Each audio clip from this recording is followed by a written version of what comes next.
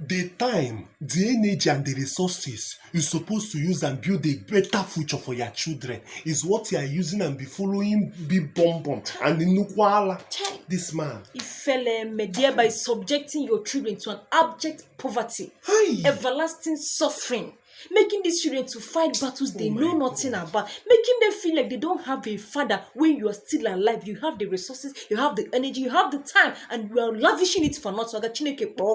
You don't have sense. And tomorrow you expect them to take care of you back? Have you ever thought of how your old age is going to be? See, one of the most foolish people I've seen on this earth is men. You people don't reason, you people don't have sense. Because if you do, you will know that the way you treat your children today, the way you treat your wife today, is exactly what they're going to pay you back 100 times when you get old. Mama, leave my gender. You don't need to advise them. I'm not advising them. I'm only telling them to change now that they have the time. Change. Change to avoid had I know. Hi.